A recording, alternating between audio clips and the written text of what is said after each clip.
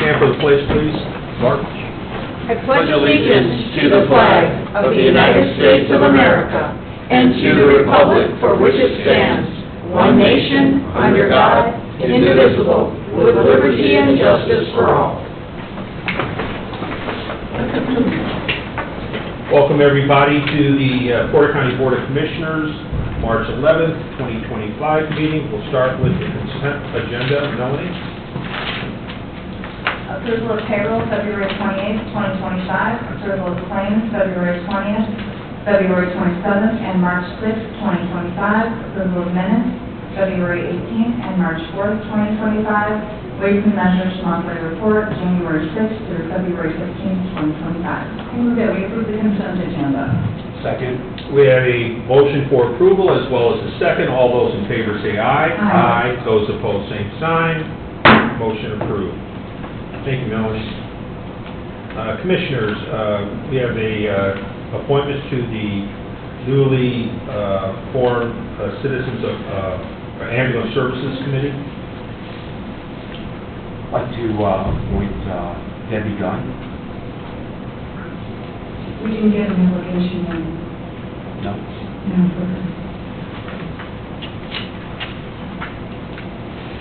Do you need an application? We opened it up for.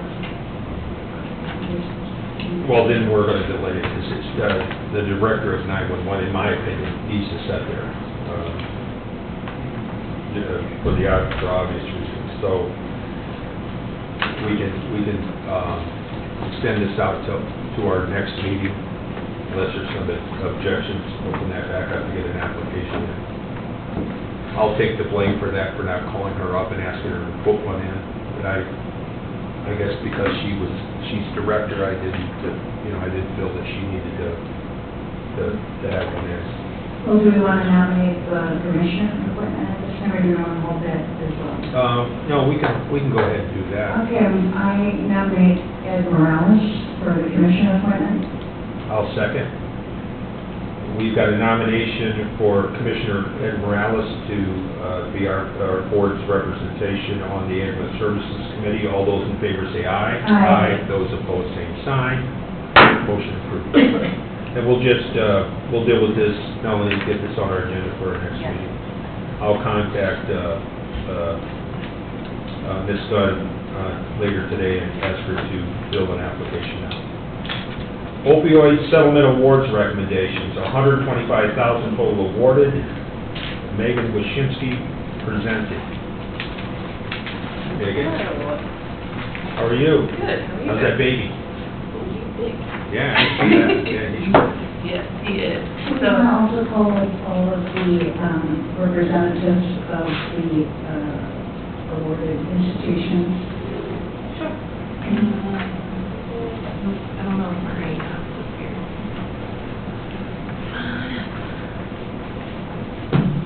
We're not asking them to do another presentation. We're just going to ask them to take 1 minute or less and just talk about their planned uses of these funds that we're recommending be awarded.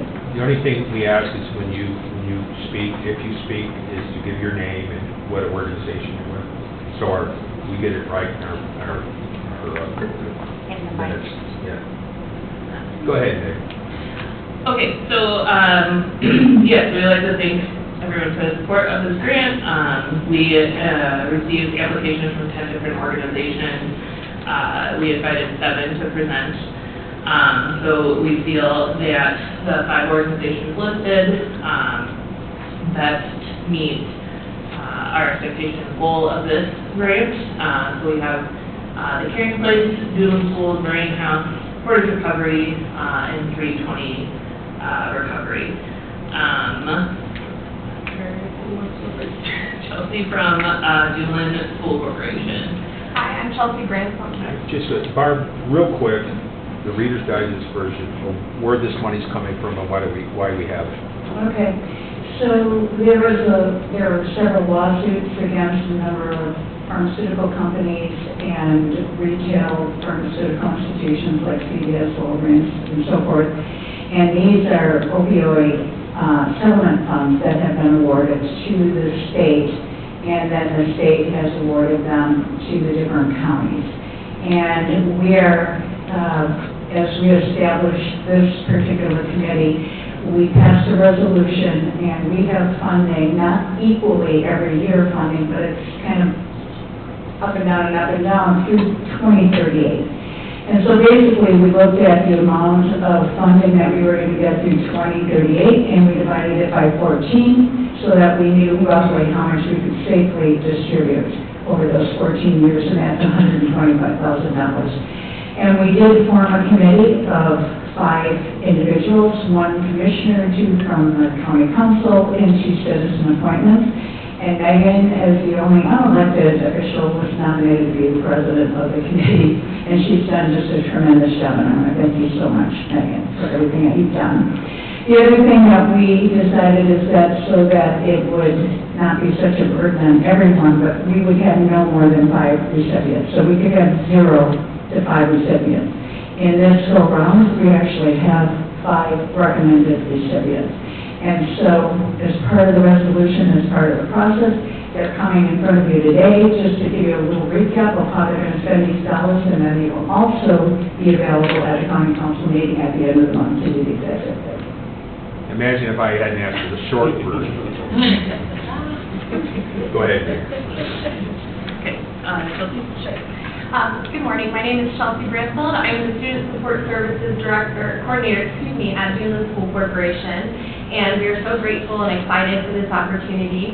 A majority of the funding and money is going to go towards our school-based prevention and education, to working and supporting our students. Talked a lot about supporting students' mental health and how that can lead to substance use disorders. So we really want to focus on helping students have the educational components that they need, as well as working on developing a diversion program for students who have experienced some of these things. So we, again, really appreciate your support and look forward to getting this going.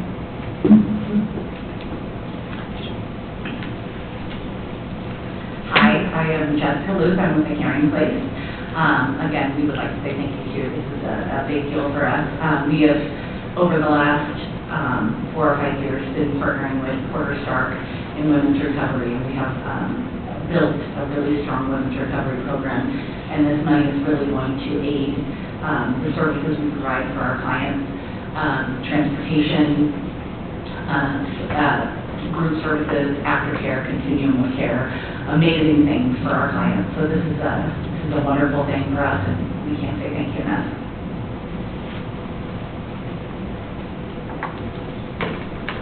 How you doing? I'm Jake Mongood, Portage Recovery Association. I've been president there for over 8 years. And we just recently received a donation for a new 15,000 square foot facility in the heart of Portage on Blue Road.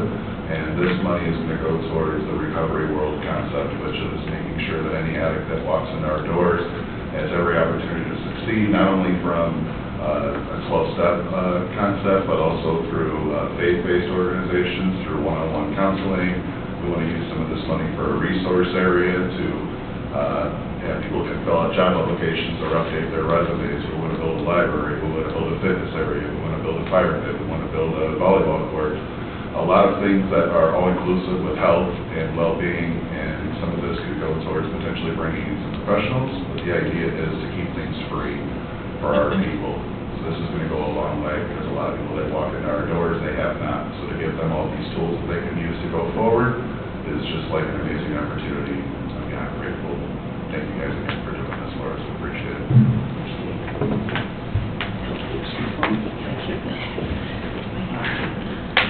Hi, I'm Alan Grasula. I'm the Executive Director of Free Funding Recovery, and thank you all for the support.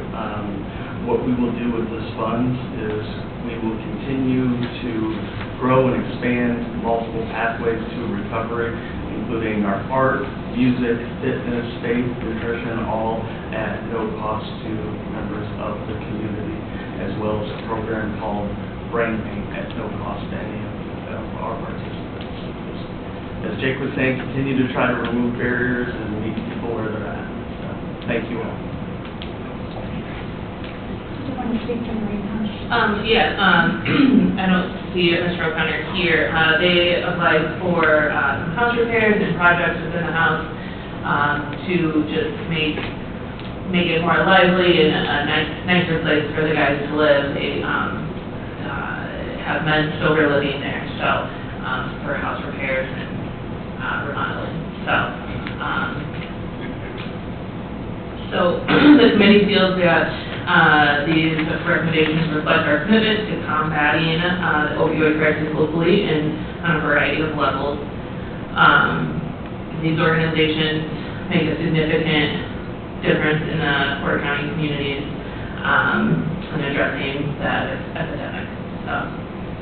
Yeah, I mean, in a lot of ways, you're doing lifting that if you weren't there to do, it'd probably fall on us. However, one of the things I did want to bring up today is to ask the auditor's office, do we track how these monies are being spent as we release them? We are handling the same way we handle our money, so they have a process in order for them to be reimbursed, Perfect. and documentation that needs to be filled out. Well, God bless all of you for doing what you do. It's not easy work. I'm glad that that county government can help us out. I'd like to move that we approve these awards as listed on the agenda for the 5 recipients. Second. We have a motion as well as a second for approval of the funds being released this morning. All those in favor say aye. Aye. Those opposed, same sign. Motion approved. Congratulations, everyone. Thank you so much. Thank you for what you do for this And community. Megan, that little boy's already better looking in his own man. I know. Much better looking. We have an ordinance establishing a non-reverting fund 4607 for the settlement and payment of the 2024 general obligation bond, second reading. And will we approve? Second. We have a motion as well as a second for approval. All those in favor say aye. Aye. Those opposed, same sign. Motion approved. We have an ordinance establishing non-reverting fund 4608 for the construction and management of the 2024 general obligation bond, second reading. And will we approve? Second. We have a motion as well as a second for approval. All those in favor say aye. Aye. Those opposed, same sign. Motion approved. We have an ordinance establishing a non-reverting fund for the insurance process to restore buildings. First reading, I love these. These are some of my special things to do. Okay, I will have to, the board commissioners will close our meeting and open it up to a public meeting to allow comment. If someone would like to comment, either opposing or supporting this particular ordinance. I close the commissioners meeting, open up to a public meeting. I will start off with asking, is there anybody wanting to come up and speak in opposition of this ordinance? Second call, is there anyone wanting to come before the Board of Commissioners to speak in opposition of this ordinance? Third and final call, is there anyone that would like to speak in opposition of this ordinance? Seeing none, is there anyone who would like to step forward and speak in favor of this ordinance? Second call, is there anyone who would like to speak in favor of this ordinance? Third and final call, is there anyone who would like to speak in favor of this ordinance? Seeing none, I'll close the public meeting, open back up to the Commissioners' meeting, and entertain a motion. I move that we approve the ordinance establishing non-reverting fund 1120 for insurance proceeds to restore buildings on first reading. Second. We have a motion for approval as well as a second. All those in favor say aye. Aye. Those opposed, same sign. Motion approved. We have an MOU between the Commissioners and Portage Township Assessor for Property Audit Services.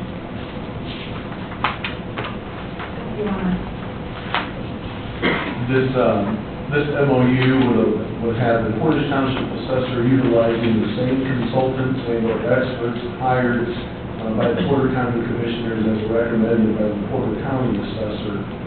These are the consultants and experts that will engage and assist with appraisals or assessment of real and personal property, including personal property tax audits. Each office would maintain their separate statutory responsibilities, and the work completed potentially by the consultants or the experts shall be borne by the offices, individual offices that needed the work to be completed.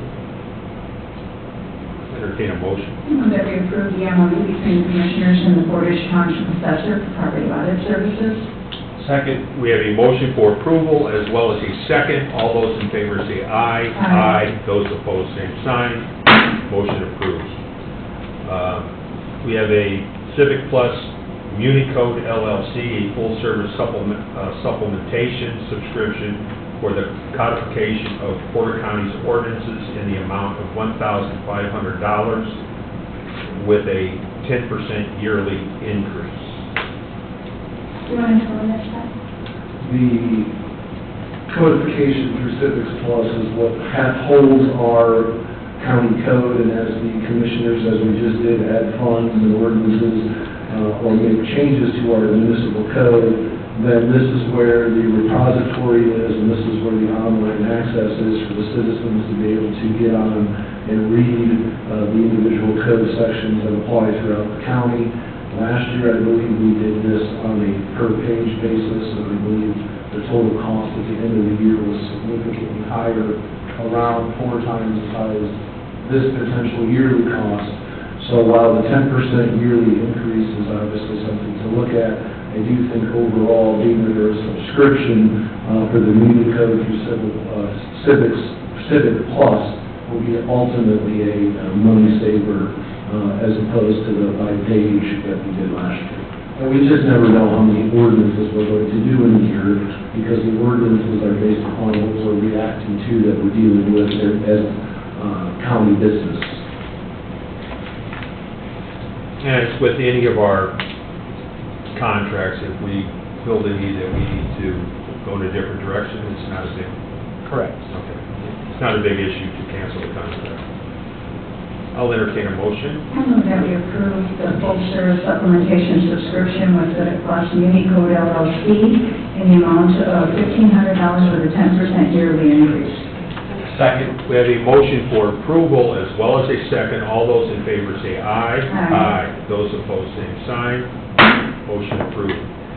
We have a request by Tim Stoner to continue renting approximately 10 acres on State Road 2 for farming in 2025. Mr. Stoner has given the county a check in the amount of $1,400 for 2024. I move that we approve. Second. We have a motion for approval as well as a second. All those in favor say aye. Aye. Those opposed, same sign. Motion approved.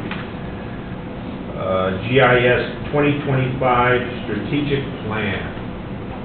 Good morning. Good morning. Right, so you guys should have gotten an attachment with the agenda that looks like this.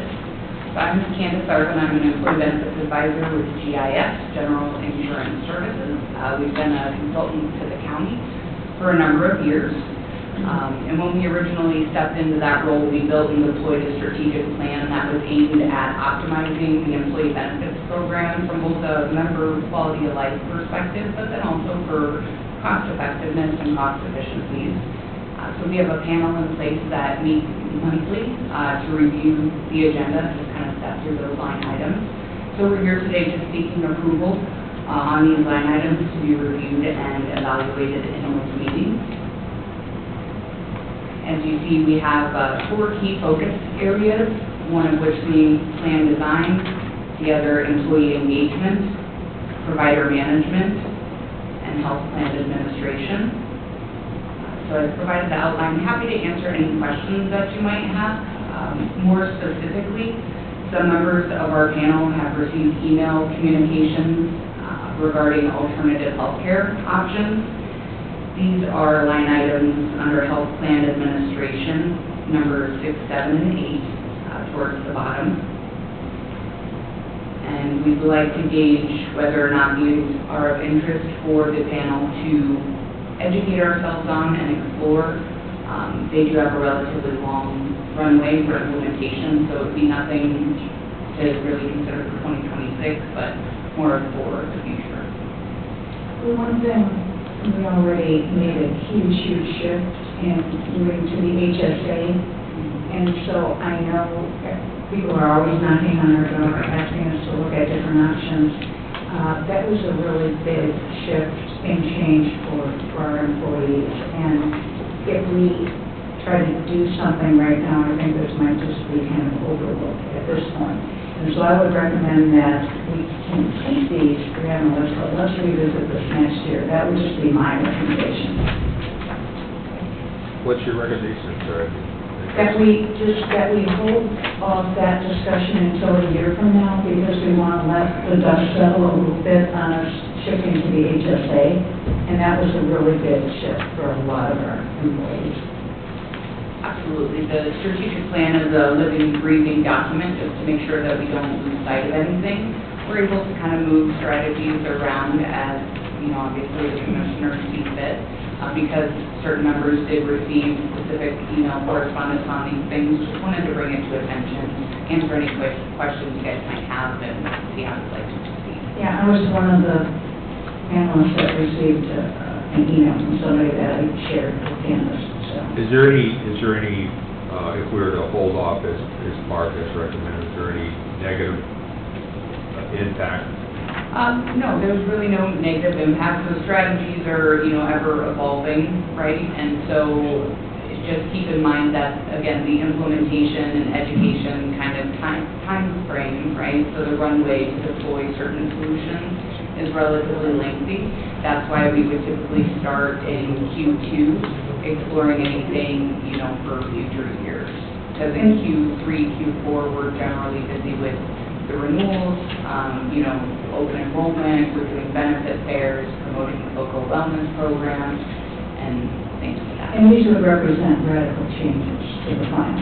So that's why I'm really hesitant for us at this point to consider something that would radically change the plan.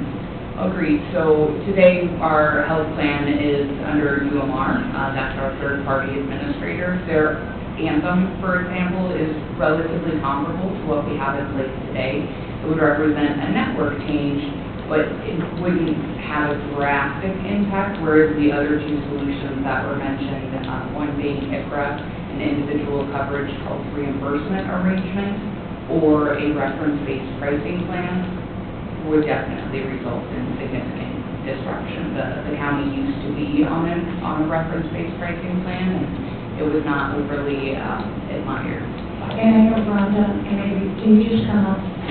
We had something like one of those two before, right? Yes.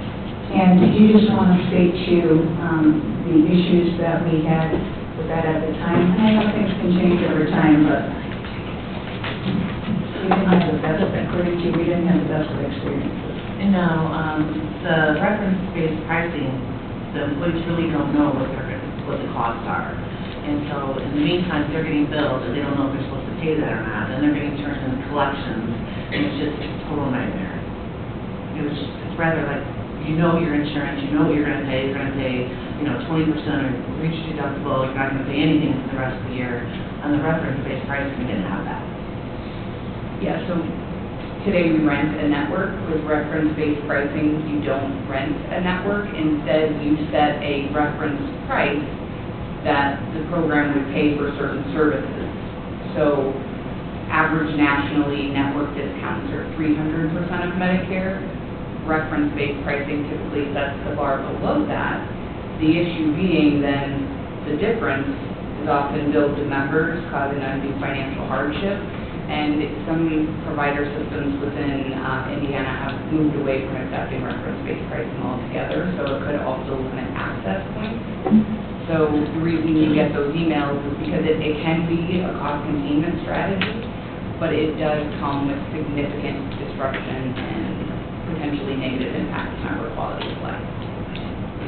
So we just like to be very candid and transparent. It's not something that we would necessarily recommend.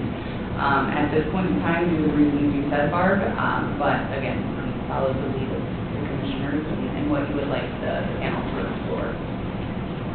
Yeah, you know, it's almost like when I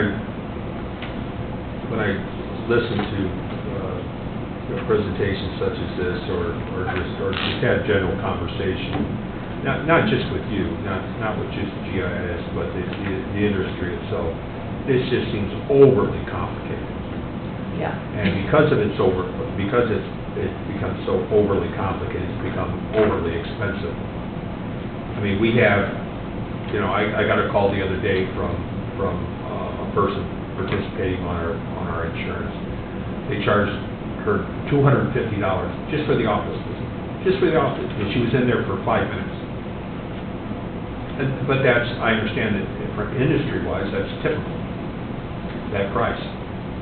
Yeah, again, there's a lot of factors that go into that, network discounts, the type of plan that you have. That's why, the commissioners, today and past, we've implemented things like the Franciscan Healthy Access Clinic, so that if it's truly the primary care, acute care type of need, any and everything that the employees and their families go to this Franciscan Clinic for is 100% covered at no cost to them.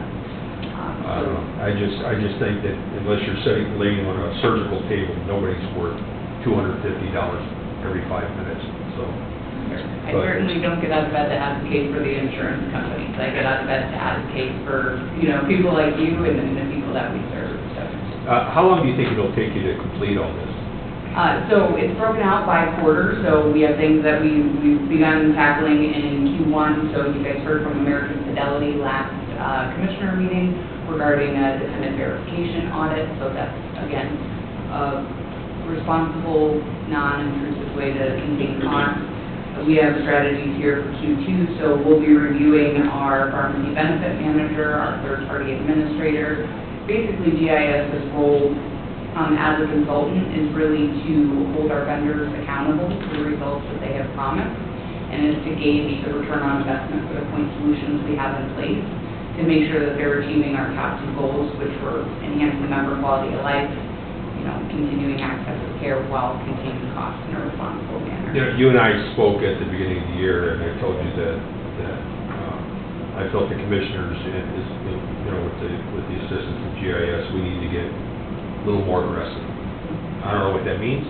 I'm not the expert, you are. So you got to figure out how to get more aggressive with our plan. Try to stay in front of it, because it's going to continue to get more expensive. It's just, I don't have to be in the business to see that. You see it. It's all over the country. So. Although I do have to acknowledge GIS, they've really kept our increases well below the national average, so. But they got another gear, Mark, trust me. Yeah, and some gears are comfortable, right? It comes in the form of a dependent verification audit, making sure those on our plan are truly eligible. So one of the things we do is if a spouse has access to qualified group, coverage through their own employer, we ask that they take their own employer's plan as primary prior to or instead of coming onto the county plan. So, we're verifying that all dependents on the plan are in fact supposed to be there and, causing that bill. So again, some strategies are kind of low-hanging fruit, they don't cause as much discomfort to the employees. Others, such as reference-based pricing, it sometimes can feel like you're pulling the rug out. So it's the pro and con of what are we sacrificing, for the amount of savings, and what is that right balance, right? Well, the thing of it is, we've come to a bend in the road here in county government, that we're going to have to make some very tough decisions in the next 12 months, sometime within the next 12 months, certainly, I would hope, as to how we're going to, bring more resources into county government to service, programs like such as this. So, that may mean at the end of the day that employees do feel a little more pinch. That may be. It is what it is. But we cannot, with everything else going around us that affects how we do business here, whether it's the high inflation, the higher salary costs. We don't, we haven't touched income taxes in our county in 20 years. We don't, I can go on and on. It's just, we're going to have to make, we're going to have to make some tough decisions here, so. The one thing we haven't seen yet, because we just implemented it, is switching everybody 100% to the HSA plan. And we don't know what that is going to mean to our bottom line yet. We haven't seen it. So it'll be really good to see what kind of an effect that is having. So Candace, so you're basically outlining here that in Q2, on provider management of this year, that's when we are going to be reviewing our PDM, our TPA, and our quantum. So those are we've got our prescriptions, we've got TPA, we're looking at UMR, and then on the quantum review, we're looking at what's the word I'm looking for? Care coordination. Care coordination. All of those are going to be reviewed in Q2 based upon what we were supposed to be getting, what we got. That's when those pharmacy, the TPA, the UMRs, and everything is reviewed. So then Q2, so that we're ready in Q3 or 4 if there's changes that need to be made based upon that review. So I just want the commissioners to understand this. If whatever the commissioners adopt today, that's what this subgroup is going to be rolling their sleeves up and working through on this schedule, showing Q2 and then Q1, 2, and 3 as we go through this year. And then I'm assuming that monthly, as we go along, the completed side will be updated, and that could be sent up to the commissioners as a whole to keep track of what the subgroup is doing. But ultimately, I believe what GIS is asking is this approved to work through by that subcommittee, and then so everybody knows what's being reviewed and what's up on tap to be looked at. Is this work that you would be doing here, if we approve it, is this outside of your contract with us? I mean, are you billing us for this? It's included in our consulting agreement. So the whole strategic plan, everything that we do, the evaluation of the vendors, no additional cost. This is their job. Yes. We've been at this, so, yeah, we continually have been going through this process over the last 3 or 4 years. And to Barb's point, that's why our program is trending below national average, and we truly have some, great success stories. One of those pinches was the moving of everybody to the HSA plan last year, because as a panel, we evaluated and determined that the cost of a member on the HSA plan annually was significantly lower than one on the copay plan. So that was...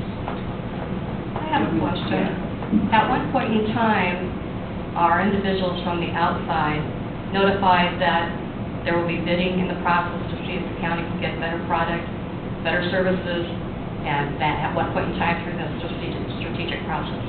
Yeah, so there's various components to our plans. We have an unbundled, self-funded program. We have guardrails in place to ensure financial sustainability. That's through our stop-loss program. Our stop-loss reinsurance renews on October 1st of every year. So we go out to bid for that roughly 120 days in advance. We bid that out every year. And we take the most competitive offer. So as a panel, we don't decide in those monthly meetings on any changes. We decide what, in this example, stop loss should be recommended, and then we come back before a public meeting to present before the commissioners to get formal approval. And the stop loss numbers is in our current case, what is it, 175 or 150? That the county's responsible for the first 150, first 175, which was it? Correct. It's, I don't have it in front of me today. I do believe it's 175,000.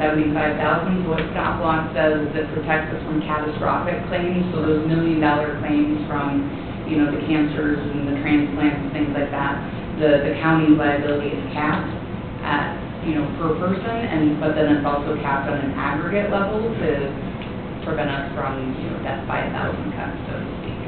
And that may, on its face, seem really great for the county, but when you're talking about, what do we have, 1,100, 1,200 people on our program, it don't take long for that to jump to millions. You know, if you stay under the stop loss, it's still gonna jump to millions. Well, that's why we have an aggregate as well. So each person, we can spend no more than the ceiling, and then as a whole, we can spend no more than the aggregate. So that's how we're able to budget and finance within reason, and while ensuring financial sustainability. Have you heard whether or not that aggregate is likely to go up? So, I mean, it goes back to actuarial analyses and underwriting and, See, that's what I'm talking about. It gets too complicated. Right. Just give us an answer. You know. I mean, subject to the risk that exists within the population, our stop-loss See, premiums. that's where they would get us, you know, they got all these little, you know. But rest assured, you know, we are. I do think, when we look at health plan administration at the bottom box, you look at 6, 7, and 8. There's been lots of talk about these things. There's lots of people attempting to sell these things. I'm not sure I would recommend biting all 3 off, but I do think potentially having the group explore and understand one of those options, I don't think is a bad thing for Yeah, I agree, Scott. You could pick whether it's 7 or 8. I'm assuming 6 is that just a pure unbundled format for Anthem? Meaning it's we buy the Anthem product bundled? So Anthem has a bundled product. They also have. Is that what you were angling at for 6, or was it a different Anthem product? Correct. So it would be UMR as our third-party administrator today. We would ask Anthem what would their rate be to be our third-party administrator. We're probably going to do a little bit of that when we look at our TPA review in Q2. So I would suggest the commissioners decide between 7 and 8, reference-based is 8, and the individual health plans is 7. I think that the commissioner's office through this committee educating itself on those options so that we know what they are, so that when we are approached in public or by email, we have some understanding of what those plans are and how they work. Because we're always going to have to be considering things. Part of it is understanding the plan and how it either does or doesn't work with our people. So I think one of them at least should be bitten off this year to make sure we have a full understanding of what that would be as an option. Which one would you recommend, Candace, if we were to look at one of them? I would say ICRAs are gaining in popularity, while reference-based pricing is, again, being kind of pushed out of the market through other strategies. And you already have a star of trying the reference-based in its format of that time period, in fairness. Whatever that format was in that time period, we tried it, it may not have been the best fit for us. So we have tried that. So maybe the ICRA would be a good one. We don't have any experience with that or a fundamental understanding of how that works, so. Yeah. And, to be clear, we don't advocate for any particular plan, product, solution. We advocate for the county and for the taxpayers and the people that you serve. And so we bring this, kind of to the table to evaluate, educate ourselves, explore, and ultimately, make a recommendation based on what the needs are of our people and our budget. Okay. Or do you want to make a recommendation? Sure, well, then I move that we approve this strategic plan and that we include number 7 under the health plan administration, but for this year we strike out number 8. Second that. We have a motion for approval as stated by Commissioner Rigness. We also have a second for approval. All those in favor say aye. Aye. Aye. Those opposed, same sign. Motion approved. Thank you, Commissioner.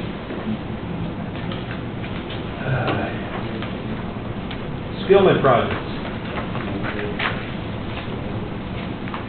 The jail and the highway. We'll start with the jail. Morning. Good morning. Good morning.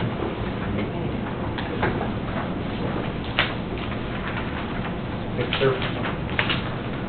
Oh, thank you very much.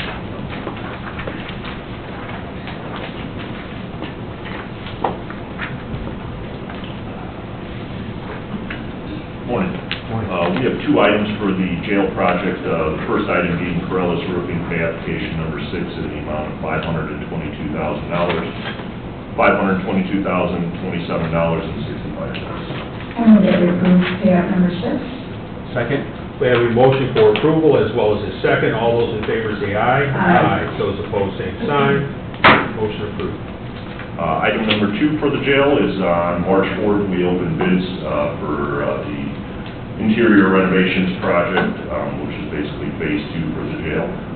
We had 21 bidders across 7 bid categories. What I handed you was the award recommendation letter stating all the contractors that were low base bid, and we completed an alternates meeting with some of the Porter County staff along with jail staff, reviewing all the alternates that were available to us. At this time, Skillman is recommending the base bid and alternates 1, 3, 5, 6, 7, and 8. Alternates 7 and 8 are zero cost to the county. These are just manufacturers that were suggested that were preferred by the jail staff, and number 8 is Precision Controls for all our automation systems.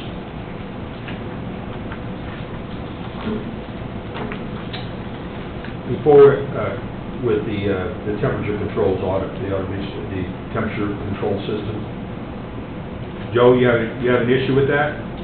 No, that's our recommendation Okay. So that recommendation come from you? from our department, yes. Oh, okay, I'm sorry, I misunderstood. I thought it was jail staff that were recommending. Just wanted to make sure.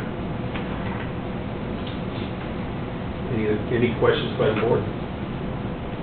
No? I move that we approve the bid recommendations from Stillman for the jail phase 2. Second? We have a motion for approval as well as a second. All those in favor say aye. Aye. Those opposed, same sign. Motion approved. Thank you. Highway. Highway Department, 4 pay applications here. You've got Dario Golf, Bloomfield Mechanical, and Circle R Mechanical.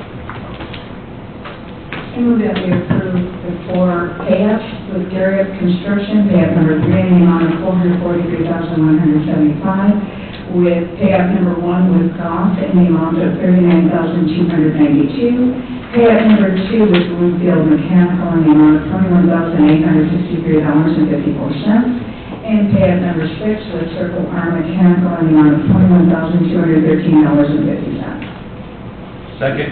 We have a motion for approval as read by Commissioner Rigness, as well as a second.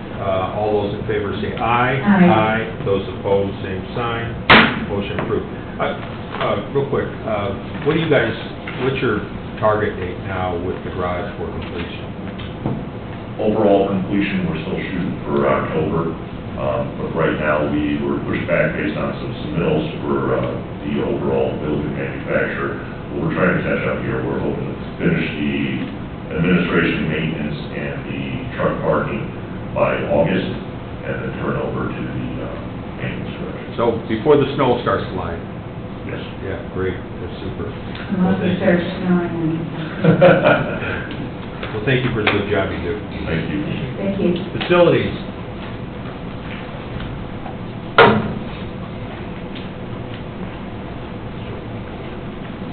Joseph? Just go ahead, Joe, 1 through 5. So we have before you today professional services agreement with American Structure Point. This is for the design services for the exterior concrete work on the front and back of 157 Franklin. This is to waterproof that area as well as to provide correct ADA access to the building. And this is also 155 voters. Correct. This is for 157 and 155, which is voters entrance and the 157 access. We'll take these one at a time. I move that we approve the proposal for professional engineering services with American Structure Point in the amount of $27,433 for 155/157 Franklin Street. Second? We have a motion for approval as read by Commissioner Rigness, as well as a second. All those in favor say aye. Aye. Those opposed, same sign. Motion approved. Second item is for all-phase electric. These are for the 7 LED packs for the wall lighting at the JDC building. our staff will be replacing these. I move that we approve the request to purchase 7 LED wall packs with all-phase electric in the amount of $1,842.05. Second. We have a motion for approval as read by Commissioner Rickness, as well as a second. All those in favor say aye. Aye. Those opposed, same sign. Motion approved. The next item is for design services for the JDC building. This is for GLZ to provide services to design out and spec out what we're going to be using to restore and reconstruct the showers over at the JDC. I move that we approve the request for architectural engineering services with VLC for the shower upgrades at the JDC in the amount of $15,000. Second. We have a motion as read by Commissioner Rickness for approval. All those in favor say aye, as well as a second. And all those in favor say aye. Aye. Those opposed, same sign. Motion approved. Next item is for Bergman Construction. This is for a proposal to do some repair work that is kind of a critical issue. The JDC staff has asked us to get this done right away. We agree that this is a very important part of getting that done, so we wanted to get this done right away. I move that we approve the proposal to repair the loading dock at the JDC with Bergman Construction in the amount of $34,080. Just for the record, if I may, we did get a second quote from Garrett. They were lower, however, with the additions that they recommended Bergman, it actually is a better improvement, so that's why it's a little bit higher, but they were actually, their base quote was a little bit lower. So this is an emergency repair. Yes. Okay. It needs to get done right away, because it's a danger to the staff and to the people that are using it. Go ahead, Dorothy. Get a motion. I make a motion. Second. We have a motion for approval as read by Commissioner Rickness, as well as a second. All those in favor say aye. Aye. Those opposed, same sign. Motion approved. So the next item is with K2 Construction. This was a quote for the offices. As you may recall, we approved the flooring, and the council has approved the additional appropriations for all of this. So this is before you today for approval in the amount of $16,833.91. I move that we approve the quote to renovate the floor offices on the fifth floor of the courthouse for victim assistance with KT Construction in the amount of $16,833.91. Second. We have a motion for approval as read by Commissioner Rickness, as well as a second. All those in favor say aye. Aye. Those opposed, same sign. Motion approved. Finally, if I get one final thing.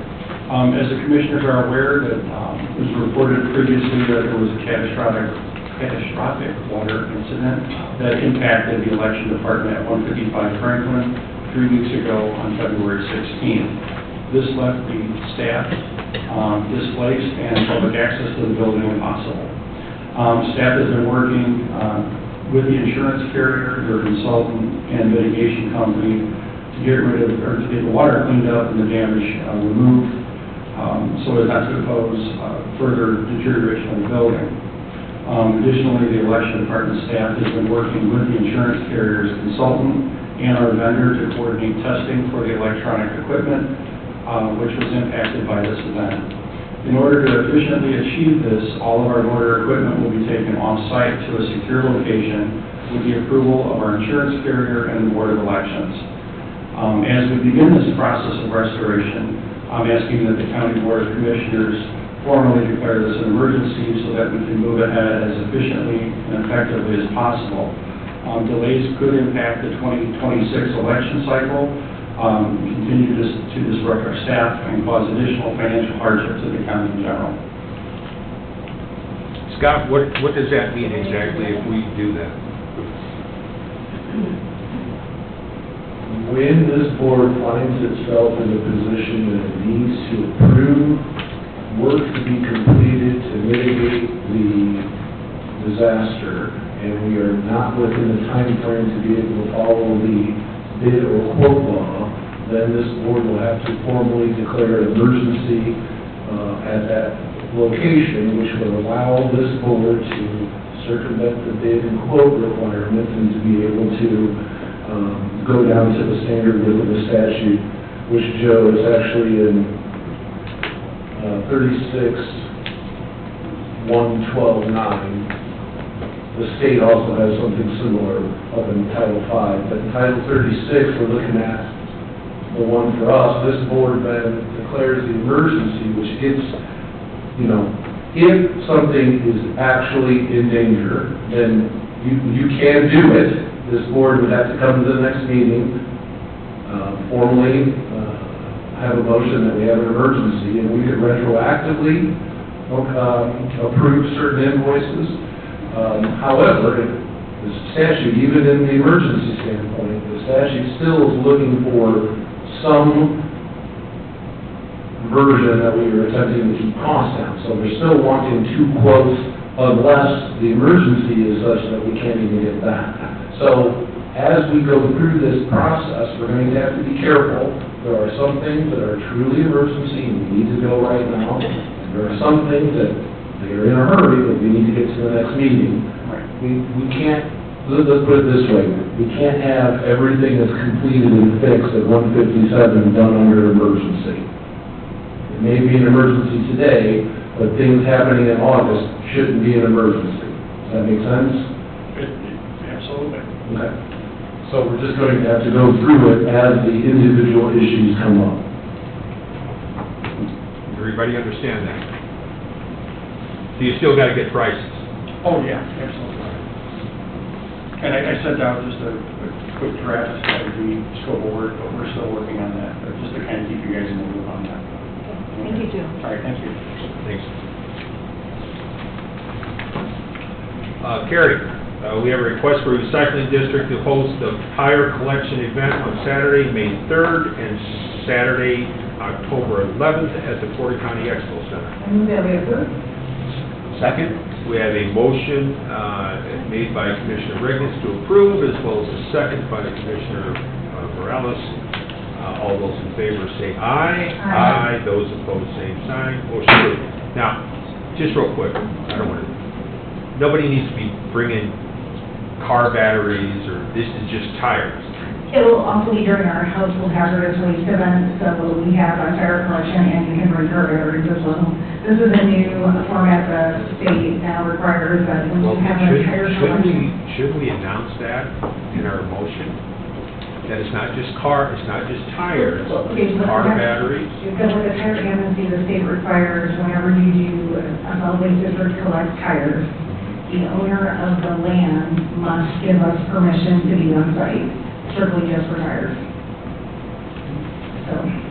So again, are we collecting just tires? No, it'll be a hazardous waste and a tire collection event. There We you go. have announced There we go. January 30th, we've been announcing it for the past few months. So tires and household hazardous waste. Correct. And new this year, And car batteries. car batteries and paint, all paint. paint. All those people who say they can't get rid of paint, Super. 7 events. Okay. Thank you guys. Have a Thank you. wonderful sunny day. Yeah, you too. Thank you. Well, we need to, did you motion? We already approved it. Stormwater Development Management, Mike J. Director. You got some guests with you today. I do. First order of business is second reading of an ordinance for a zoning map amendment according to the UDO. Petitioner is Timothy and Ginger Murphy pertaining to the southeast corner of Lot 75 of Marion Acres subdivision, Porter Township, which a little clarity is a localized area, from high-intensity commercial CH and residential lake district to low-density single-family district R1.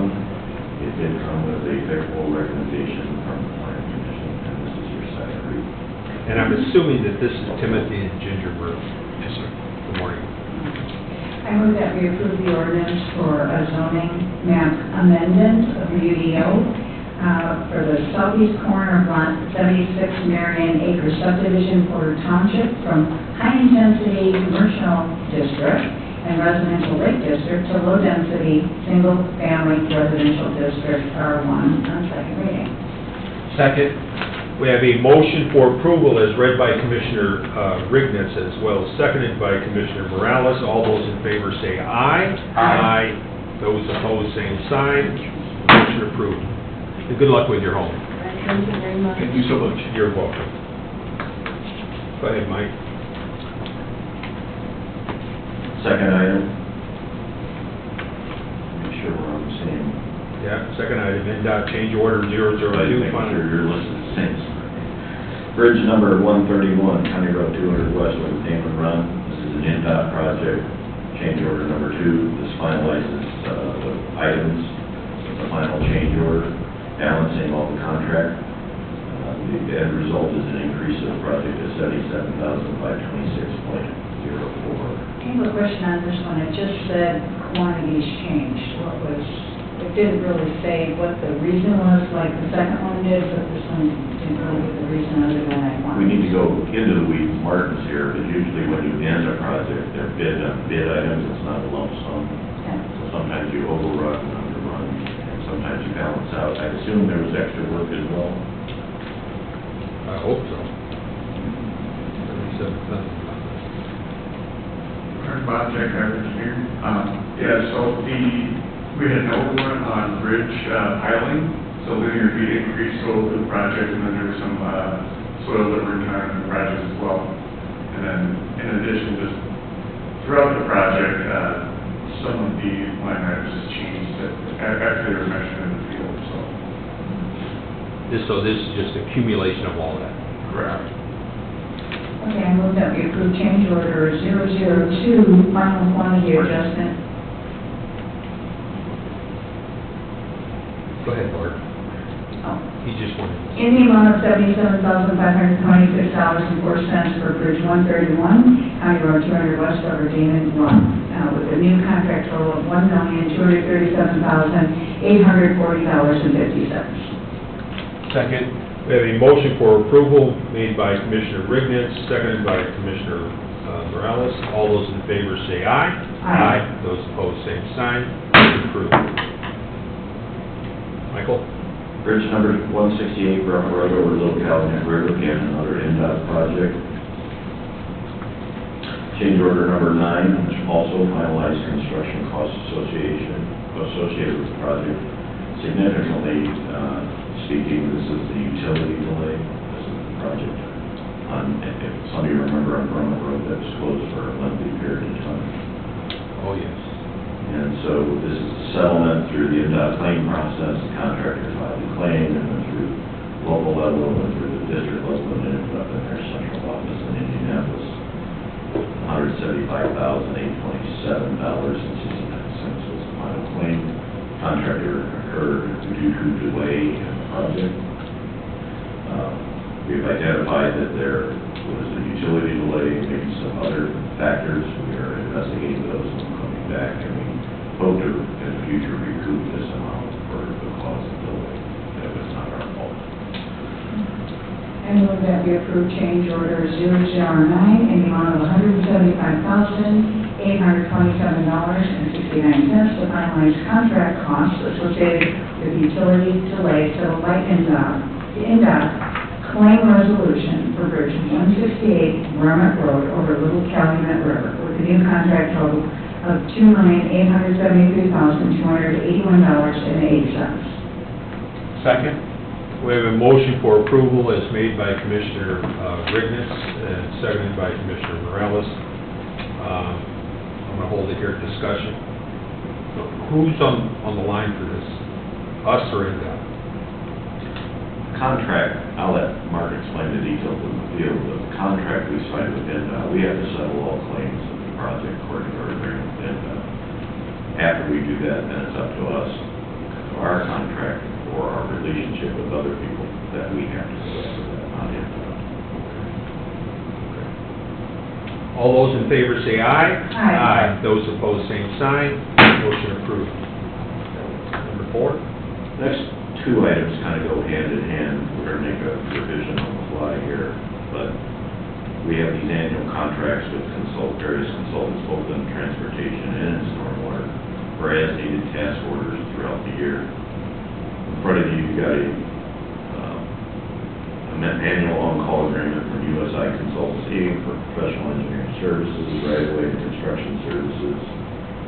task orders issued on a case-by-case basis through the end of the year. Originally, we said not to exceed 100,000. After talking with the commissioner staff, we'd like to reduce that to $5,000 to complete an open task order we got, which is item number 5, which I'll talk about next. So do we need to do both of these then? You can do first the agreement, like, I move that we approve the annual on-call agreement for professional engineering, survey, and right-of-way construction services with USI Consultants. Agreement valid through the end of 2025, not to exceed $5,000. Second. We have a motion as read by Commissioner Rigness for approval, as well as a second by Commissioner Morales. All those in favor say aye. Aye. Those opposed, same sign. Motion approved. then item 5 is with USI Consultant. This is a task order 1B. They assisted us with item number 3 up there as part of the claim procedure for the Vernon Road Bridge. This is for services already rendered, plus to tidy up the thing, and their assignment will be done shortly. I move that we approve the on-call services task order 1B with USI Consultants for assistance and documentation for Bridge 168 utility delay issues, not to exceed $5,000. Second. We have a motion for approval as read by Commissioner, or as made by Commissioner Rigness, seconded by Commissioner Morales. All those in favor say aye. Aye. Those opposed, same sign. Motion approved. Now, are we gonna open that back up? We can, we have 2 other consultants already. Good. We can. Okay. Last item, I'll let Mark explain. This is a specialty piece of equipment that he and his staff need to do their duties. Oh, I still got one more. I apologize. I don't think you do it. That was a mistake. I think that might have been last. That was last time. Yeah. So 6 is not, we're not addressing it. No, we are. Six, No, we are. go ahead.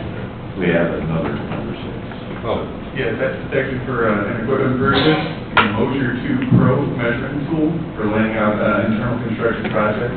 So our project manager would be using this to measure materials in the field, any excavations that we perform, and then material that needs to order to fulfill any work that he has to do.